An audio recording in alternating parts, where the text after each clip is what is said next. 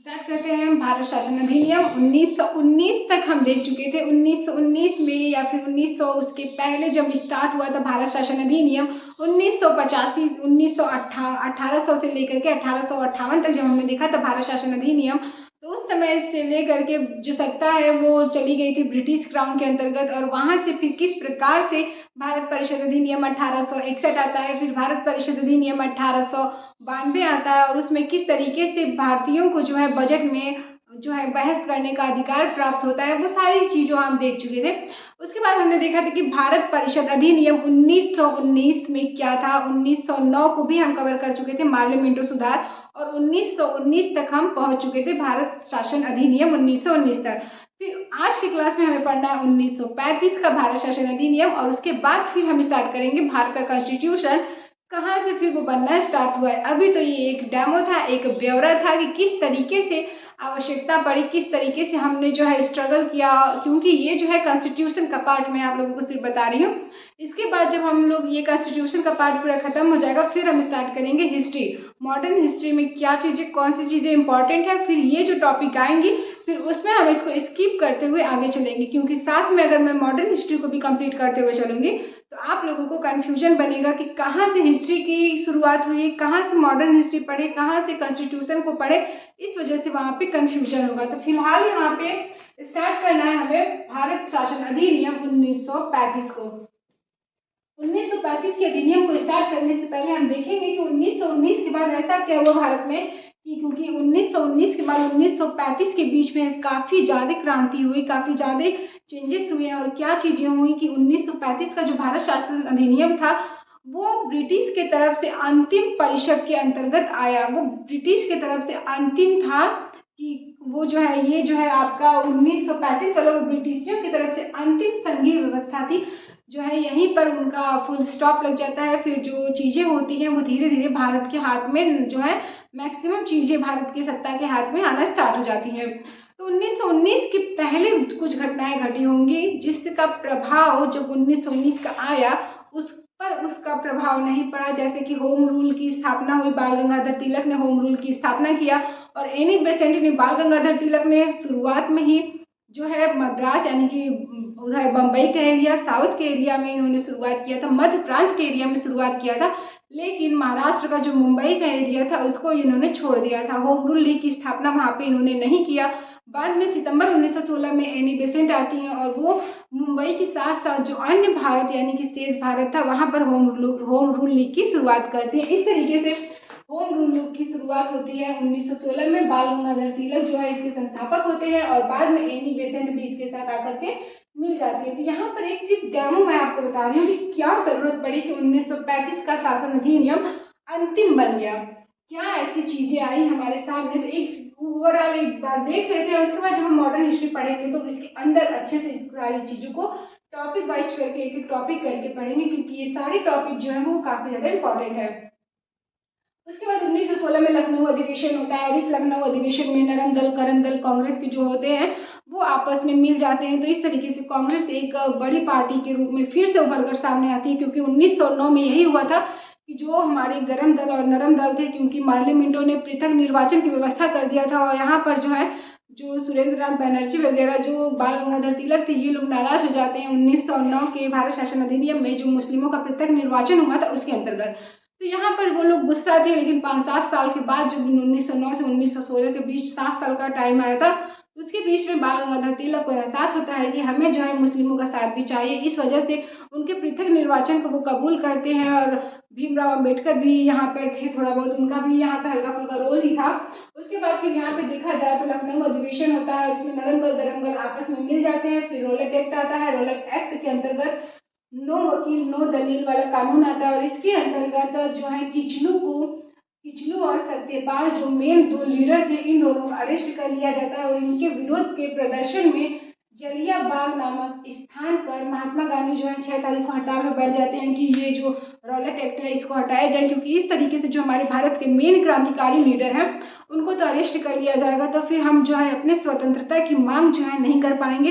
इस वजह से इसको जो है, और फिर इसी के प्रदर्शन की वजह से सत्यपाल और किचलू को अरेस्ट कर लिया जाता है। 6 अप्रैल को इनको अरेस्ट किया जाता है, और इसी की वजह से फिर जलिया बाग नामक स्थान पर एक शांतिपूर्ण सभा का आयोजन होता है। रॉबर्ट एक्ट के विरोध में 13 अप्रैल 1919 को ये होता है और यहीं पर जनरल डायर के कहने पर वहाँ पे जितने भी जनसंख्या थी, जितने भी लोग जो है सभा में उपस्थित थे, जो इंडियन थे, उन पर धुआंधार तरीके से गोली की बारिश कर दी जाती है और जो हमारे वहाँ पे मौजूद थे, जो भारतीय हमारे वहाँ पे मौजूद थे, उनकी वहीं पर डेड हो जाती है। कुछ लोग वहाँ पे कुएं में कूद जाते हैं और जो नहीं कूद पाते हैं वो दीवार को लांघ के जाने की कोशिश करते हैं और वहाँ पर दीवारों पर ही उन पर भारी तरीके से गोली की बारिश कर दी जाती है और वहाँ पे बहुत ही ज़्यादा भयंकर तरीके से हत्याकांड आता है सामने।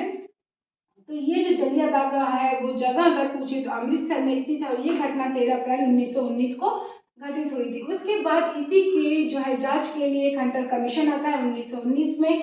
फिर असहयोग आंदोलन स्टार्ट करते हैं महात्मा गांधी 1920 में। चौरा चौरी की घटना गोरखपुर में है, चौरा चौरी जगह, वहाँ पे ये घटना घटती है 1922 में। फिर इस घटना की वजह से जो है महात्मा गांधी जी काफ़ी ज़्यादा, क्योंकि महात्मा गांधी अहिंसावादी थे और वो जो है इससे गुस्सा हो जाते हैं, रुष्ट हो जाते हैं, इसकी वजह से उन्होंने अपना यहाँ पर जो है असहयोग आंदोलन को बंद कर दिया था। 5 फरवरी को ये घटना घटी थी और 12 फरवरी को जो है इन्होंने अपना असहयोग आंदोलन जो है 1922 में बंद कर दिया महात्मा गांधी ने।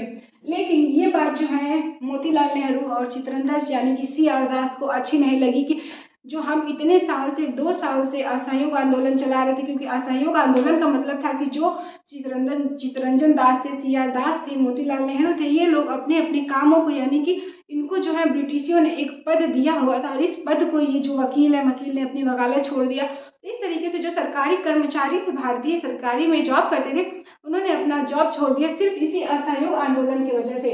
और यहाँ पर महात्मा गांधी ने सिर्फ चौरा चौरी कांड की वजह से ये असहयोग आंदोलन को वापस ले लिया। इन लोगों के दिमाग में आया कि ये तो चाहे जब ऐसे ही करेंगे, चाहे जब ऐसे ही बंद कर देंगे, ऐसे कुछ होने वाला नहीं है, हमें एक काम करना पड़ेगा कि अपने लिए एक बड़ी पार्टी का गठन करना पड़ेगा। तो स्वराज पार्टी का गठन करते हैं 1923 में। CR दास तथा मोतीलाल नेहरू ये दोनों जो मिलकर अपना एक पार्टी बनाते हैं जिसका नाम है स्वराज पार्टी। तो स्वराज पार्टी का गठन 1923 में हो जाता है। फिर 1924 में बेलगांव का अधिवेशन होता है, महात्मा गांधी इसकी अध्यक्षता करते हैं। ये भी काफ़ी अच्छे से जो है आगे चलता है, बेलगांव अधिवेशन भी काफ़ी सफल होता है। उसके बाद 1927 में साइमन कमीशन भारत आता है और इसमें एक भी इंडियन नहीं रहते हैं, एक भी इंडियन इसमें मौजूद नहीं रहते हैं। इसकी वजह से साइमन वापस जाओ का नारा, क्योंकि साइमन का गठन 1927 में ही हो गया होता है, लेकिन 1928 में साइमन कमीशन भारत आता है। चूंकि इसमें एक भी इंडियन नहीं रहते हैं, इस वजह से इसका जमकर विरोध होता है, साइमन कमीशन वापस जाओ। और इसी विरोध में लाला लाजपत राय पर लाठीचार्ज होती है और उसी लाठीचार्ज के अंतर्गत लाला लाजपत राय की मृत्यु हो जाती है। इसी वजह से काफ़ी ज़्यादा उनको चोट लगती है और एक लठ उनके सर पे लग जाती है और वहीं पर उनकी जो है मृत्यु हो जाती है। तो कहा जाता है कि लाठीचार्ज में किसकी मृत्यु हुई थी, तो लाला लाजपत राय की लाठीचार्ज में ही मृत्यु हुई थी, इसी साइमन कमीशन के दौरान 1928 में। उसके बाद 1929 में लाहौर अधिवेशन होता है, पूर्ण स्वराज की मांग होती है। फिर 1930 में गोलमेज सम्मेलन होता है, 1931 में द्वितीय गोलमेज सम्मेलन होता है, 1932 में पूना पैक्ट होता है भीमराव अंबेडकर और गांधी के बीच में। फिर 1932 में तृतीय गोलमेज सम्मेलन, नवंबर 1932 में तृतीय गोलमेज सम्मेलन होता है। फिर उसके बाद 1933 में एक श्वेत पत्र, क्योंकि तृतीय गोलमेज सम्मेलन में भारत की तरफ से कोई भी भाग नहीं लेता, इस वजह से जो ब्रिटिश रहते हैं तो उनकी तरफ से एक श्वेत पत्र जारी किया जाता है 1933 में। फिर 1934 में यह श्वेत पत्र ब्रिटिश के पास यानी कि ब्रिटिश पार्लियामेंट में प्रस्तुत किया जाता है इस श्वेत पत्र को। और यही सारे रीजन थे कि जो 1935 का अधिनियम था, इसके द्वारा ही जो ये है वो ब्रिटिशों के द्वारा लागू किया जाने वाला सबसे अंतिम तथा सबसे लंबा संवैधानिक अधिनियम था। इसका प्रभाव था, इसलिए स्वराज पार्टी का गठन हो जाता है। और मेन इसका प्रभाव था कि साइमन कमीशन जो है वो भारत आता है और 1919 के बाद जो ये साइमन कमीशन भारत आता है उसके वजह से, फिर गोलमेज सम्मेलन की वजह से, और मेन दिक्कत थी कि श्वेत पत्र में ऐसा क्या वर्णन था कि जिसके वजह से जो है इनका ये अंतिम रूप से ये संवैधानिक जो है वो अंतिम संवैधानिक प्रावधान था। और ये जो है ब्रिटिश के द्वारा लागू किया जाने वाला। अब हम आते हैं 1935 पे, क्योंकि 1934 तक हम पहुंच चुके। इतने सारे कांड हो जाने के बाद जाहिर सी बात है कि भारत पर शासन करना ब्रिटिश के लिए नामुमकिन सा हो रहा था। तो उसकी वजह से उन्होंने ऐसा किया, क्योंकि उनके ऊपर भी जो अदर कंट्रीज थी, अदर देश थे, जो हमारे विकसित देश थे, उनके तरफ से इनके ऊपर प्रेशर दिया जा रहा था कि आप जो है ऐसा क्यों कर रहे हैं, आप इनको जो है स्वतंत्र करिए। तो इसकी वजह से ब्रिटिशों के द्वारा किए जाने वाला यह अंतिम तथा सबसे लंबा संवैधानिक प्रावधान था। इसमें कुल 321 अनुच्छेद तथा 10 अनुसूचियां थी। इस अधिनियम के अंतर्गत भारत में संघीय व्यवस्था की शुरुआत की जाती है। यहाँ पर जो है भारत में संघीय व्यवस्था की शुरुआत हो जाती है। और इस अधिनियम की कुछ मुख्य शर्तें थी, कुछ मुख्य नियम थे कि यहाँ पर भारत परिषद का जो पद था, जिसको कि 1858 में भारत शासन अधिनियम के अंतर्गत सृजन किया गया था, बनाया गया था, इसको जो है समाप्त कर दिया जाता है। प्रांतों में द्वैत शासन स्टार्ट हो गया था 1861 या फिर 1892 के भारत परिषद अधिनियम के अंतर्गत। तो यहाँ पर प्रांतों में द्वैत शासन को समाप्त कर दिया जाता है और केंद्रों में द्वैत शासन की व्यवस्था को लागू किया जाता है। वर्मा नामक एक देश है, जो वर्मा यानी कि वर्तमान में म्यांमार को जो है वो वर्मा को भारत से अलग करके एक स्वतंत्र राज्य का दर्जा, स्वतंत्र देश का दर्जा दिया जाता है। इसी अधिनियम के अंतर्गत देश की मुद्रा और साख पर नियंत्रण के हेतु जो है भारत में आरबीआई का स्थापना होती है कि अब किस प्रकार से जो है देश की मुद्रा और साख पर नियंत्रण रखा जाए। तो उसी समय इसी भारत शासन अधिनियम के अंतर्गत 1 अप्रैल 1935 को आरबीआई यानी कि रिजर्व बैंक ऑफ इंडिया की स्थापना की जाती है। और यहाँ पर जो है मताधिकार के पद को बढ़ा दिया जाता है और वो बढ़ा करके लगभग 10% जनसंख्या को मत का अधिकार दिया जाता है भारत में। तो इतनी बातें थी 1935 के भारत शासन अधिनियम के अंतर्गत। और ये जो है सबसे लंबा तथा अंतिम संवैधानिक प्रावधान था ब्रिटिशियों का। फिर इतनी चीजें हो जाने के बाद 1946 में कैबिनेट मिशन भारत आता है और वो संविधान सभा का प्रस्ताव रखता है कि आप लोग अपना खुद का संविधान जो है बनाइए और उसके द्वारा देखिए कि आपको किस चीज़ों की ज़रूरत पड़ रही है। अगर आपको अपना संविधान बनाने में दिक्कत हो रही है तो आप अन्य देशों की सहायता ले सकते हैं। आपके जो अन्य सहयोगी अगल बगल के देश हैं या फिर हमारा जो भारत परिषद अधिनियम 1935 है, इसी में जो चीज़ें आपको अच्छी लगी, क्योंकि यहाँ पर लगभग 321 आर्टिकल थे, अनुच्छेद थे, 10 अनुसूचियाँ थी, तो इनमें से जो आपको आपके काम लायक लगे आप यहाँ से भी जो है ले सकते हो या फिर किसी अन्य देश से भी ले सकते हो, आपको पूरा अधिकार है। तो एक कैबिनेट मिशन का प्रस्ताव दिया, कैबिनेट मिशन भारत आया, उसने संविधान सभा का प्रस्ताव दिया 1946 में।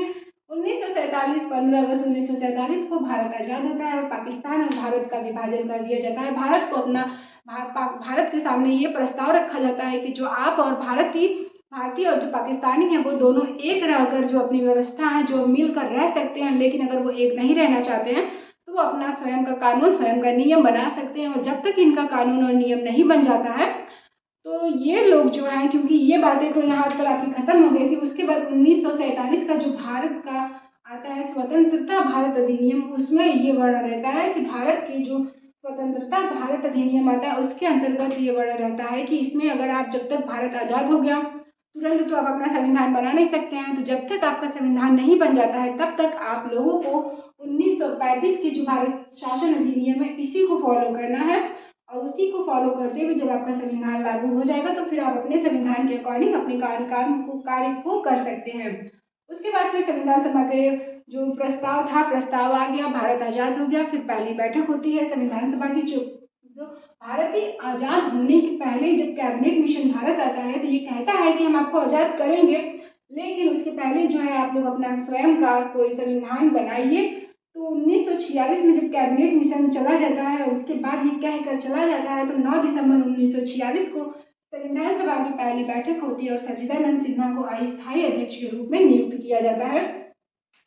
उसके बाद संविधान सभा की 11 दिसंबर 1946 को दूसरी बैठक होती है और उसमें राजेंद्र प्रसाद को स्थायी अध्यक्ष नियुक्त किया जाता है। फिर 13 अप्रैल को पंडित जवाहरलाल नेहरू ने संविधान सभा में उद्देश्य प्रस्ताव को प्रस्तुत किया और उसके बाद 22 जनवरी 1947 को उद्देश्य प्रस्ताव को मंजूरी मिल गई, संवैधानिक रूप से मंजूरी मिल जाती है। तो यहाँ तक हमारी स्टोरी कंप्लीट हो गई 22 जनवरी 1947 तक। उसके बाद फिर भारत आज़ाद हो जाता है। फिर हमारा जो है संविधान 2 वर्ष 11 माह 18 दिन में संविधान बनकर तैयार होता है। और वो संविधान की क्या क्या मेन बातें थी, क्या क्या उसमें वर्णन था, उसको भी हम अच्छे तरीके से कवर करेंगे। फिलहाल हम अपने संविधान के मेन जो हमारा संविधान था वहाँ तक हम पहुँच चुके हैं। तो 2-3 क्लासें आपकी लगी हैं सिर्फ एक ब्यौरा देने में कि किस तरीके से संविधान की ज़रूरत पड़ी, कब से कब तक कौन सी घटना किस क्रम में घटी और कब से क्या चीज़ें जो है हमारे लिए आवश्यक हुई। तो यहाँ पर हम 22 जनवरी 1947 के बाद